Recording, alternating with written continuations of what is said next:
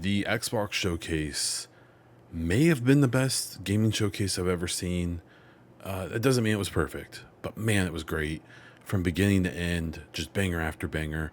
Whether it was Xbox first party exclusives or multi platform games that are going to be on Game Pass day one, or whether it was just really pretty trailers. Really great showing, and I just wanted to kind of briefly talk about it.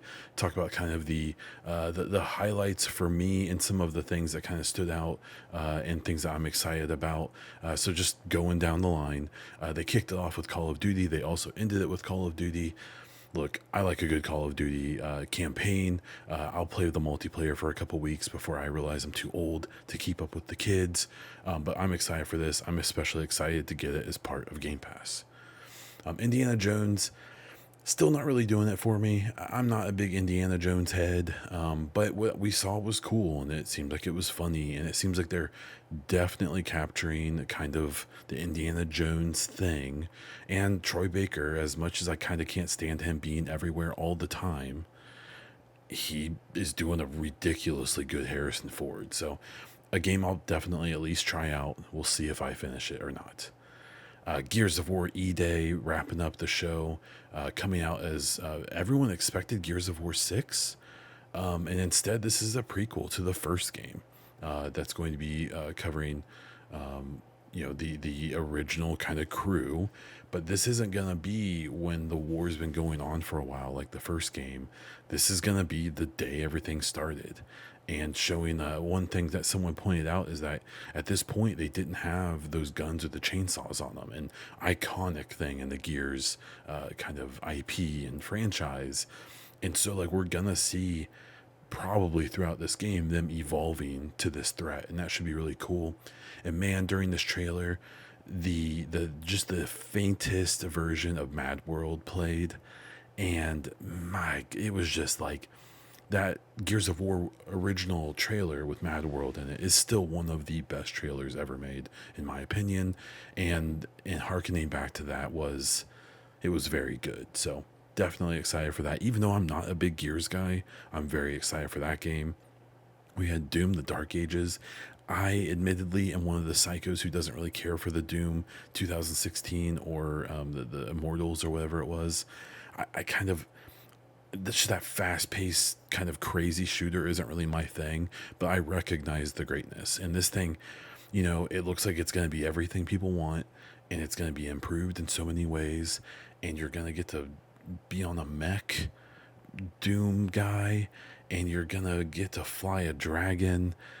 This game's pretty wild, and it looks like it's going to be a great ride. This is a game that is going to be on PlayStation 5 as well. If you watch the Phil Spencer interview, you'll know that they did that because that's what the game director wanted. He asked, that's what they asked for, and that's what they did. So, don't get all weird about the multi-platform stuff. It's going to happen. It's not going to happen to everything, but it's going to happen sometimes, and that's okay. They dabbled in Avowed. I'm still not completely sold on that, but Obsidian kind of doesn't miss. So I'm definitely going to at least give it a good college try. Diablo 4 had one of the most disgusting trailers I've ever seen for their new DLC that's coming out, the Vessel of Hatred. Blizzard was kind of standout in this showcase where they didn't show much gameplay of anything. Where most of the other trailers were gameplay. It was amazing. It was really cool and something we don't always see. But Blizzard does such good cinematics, you don't care. Because their games kind of don't look great. I mean, Diablo 4 is fine, but like WoW looks like crap, right? But it doesn't matter because their trailers are amazing and we give them the pass. We got the reveal of Dragon Age, the Veilguard. I did a whole different video on that and all the drama that's come since then. But it was awesome to see that show on here and really kind of cemented that like established BioWare Xbox relationship that's been around for a really, really long time. Not to mention the relationship between them and EA, which seems as strong as ever. We saw a little bit of Assassin's Creed Shadows, then we saw more later. I'll talk about that in a different video, but that game looks great. Stalker 2, I want to support this game no matter what because of the Ukrainian developers and the whole crazy story that they've gone through to get this game out. It looks extremely good. Another Unreal Engine 5 game that looks like it's going to be quite a showcase of that engine. So I'm excited to see it. Fable had another really fun trailer. It looks so good. Really excited to see more of that. And I'm, excited to see what they're going to do with that, like, kind of weird franchise that isn't super serious but kind of is, has serious consequences, can be kind of evil but also has kind of like a fun side. It seems like they're capturing that really, really well, and I'm excited to see more from it.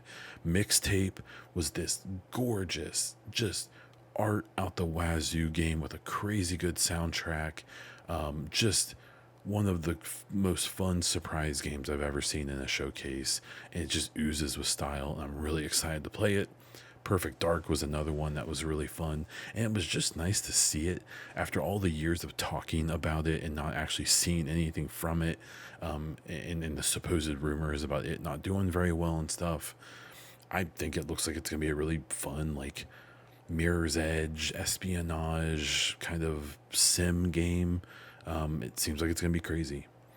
Expedition 33, which is like another kind of like mixtape, one of the biggest surprises I've ever seen, is a turn-based game with a bunch of live action and interactions, and the combat and the story is about you trying to stop this evil lady who, like, writes ages, and everyone who's that age just disappears and dies, and so they're on a mission to stop her from doing that. And it just, the style of it, the aesthetic was so pretty and very, very, very cool. Very just a cool style. Another multi-platform game, but one that's fine. It's gonna be on Game Pass, so I'll definitely be playing it.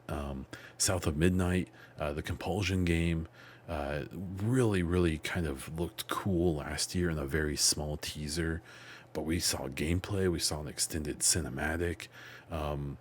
A lot of people were comparing it to the Kena Bridge of Spirits or whatever it is, that PlayStation game that just came to Xbox, when it comes to kind of like cleansing the earth of these evil things. This is a much grittier style. It's really cool because it's got like a Southern American kind of Cajun Bayou influence, and the music and the characters and the really unique animation they're using and the art style is just, it's just awesome. It's very cool. We had Starfield Shattered Space, the DLC, get shown off, as well as a basically a shadow drop of the creation kit, which allows more significant modding to the game, the creation store, which allows like kind of high quality mods to get purchased if you want, or you can also do free mods on there, as well as a new kind of bounty system and faction that you can interact with, that dropped that night, and is, people are currently playing it. And then the Shattered Space DLC that they actually showed looks like it's going to be a pretty big departure from the kind of standard Starfield story that we saw on release and up till now. The House of Veyruun is this other faction that we've only interacted with a little bit, and they're more mystical, and it's kind of got like some space magic going on, and I'm really excited to see what they do with that later this year. State of Decay 3 showed some gameplay, a gameplay trailer that was like a cinematic gameplay trailer, but it looked amazing. The first two games, like the second game, I have like 250 hours in. I love State of Decay because it just always felt so good to play. And now it looks like they're mixing in that with amazing graphics, I assume, with the help of Xbox. We know that the Coalition has helped them with using Unreal Engine 5, and it just, man, it looked so, so good. We saw a pretty big chunk of the intro of Metal Gear Solid 3 or Delta, the remake that Konami is doing, and it looks insane. It looks so good. The first time that was David Hayter, I believe, spoke during the trailer, because I assume they re-recorded the lines. Oh, it was very cool. That remake looks awesome. Again, it's a multi-platform, but Xbox getting the marketing rights to that is really, really cool because we've seen it in a really amazing presentation. We got Fallout 76 DLC, which a lot of people seem excited about. A Life is Strange game got announced. Double Exposure looked really good. Not really my jam, but still awesome. Sea of Thieves had their 13th season announced. This Atomfall game, which gave me like Fallout vibes for sure. Kind of like Atomic Heart, Fallout, kind of a mix of all of that. interesting, not really my thing, but still interesting. And then a few other games that, I wasn't super interested in, but I'm sure fills other niches. So, but this showcase was just wild. Like, obviously it was missing the Xbox handheld that people rumored. They did announce some new hardware. They announced a $450, which is $50 off, digital version of the Series X. They announced a, I believe, 300 or 350, I think $350 version of of the Series S, and then they announced a $600 version of the Series X that has a disc player, but is a special edition with a 2 terabyte internal drive. People were freaking out about that. That's going to be like a collector's item. It's got this really interesting, it's like a sparkly like flake design on the outside and on the controller. It looks incredible, and it's a limited edition. This isn't like the new price of the Series X. Like, they need to drop the price of the Series X and the S $100 probably. I wouldn't expect this $600 one to be the new standard, or at least I hope not, for their sake. So but overall, yeah, this show was great. There was very little talk from the three executives. Matt Booty, Sarah Bond, and Phil Spencer played very small parts in this, and that was probably for the best. And I was really, really happy with this presentation. While I'm sure that people will get back to their sensationalizing and clickbait about Xbox, I think if you're an Xbox fan with all the vitriol of the last year or two, I think a showcase like this reminds you, like, hey, they're working on a bunch of cool stuff, and this stuff is why you're here. And especially in a 2.5 year window where PlayStation, first party wise at least, doesn't really have anything going on, at least not yet. I'm sure they will soon. There has to be at least a temptation by people to be like, maybe I should get a PC and do Game Pass, or maybe I should just grab a Series S or a Series X. And that temptation is exactly why I wish they would drop the price of the hardware, because they're never going to move it all. It's only costing them more to store it. Move it. There's no way you can lose much more money than you already are. So, but that's my armchair executive opinion. But overall, 10 out of 10 showcase, just simply amazing, especially after the dud that was Summer Game Fest, after the kind of expected, not very exciting showcase that was state of play from PlayStation. This felt like E3. Xbox still has that E3 spirit where Summer Game Fest just can't do it. It's just too weak, and PlayStation kind of probably doesn't feel like they need to, and that's fun. So I hope you enjoyed it. Let me know what you thought of the showcase, what games you're excited about in the comments. If you like this video, please hit the like button, and if you really want to help, you can subscribe if you want more videos about Xbox, gaming news, and so on. On top of that, if you want to become a YouTube member, you get videos like this early, you get some other cool perks, but you also support all of the content I make, including my 2 podcasts, my stream, and these videos. That's all I have for this one, so until next time.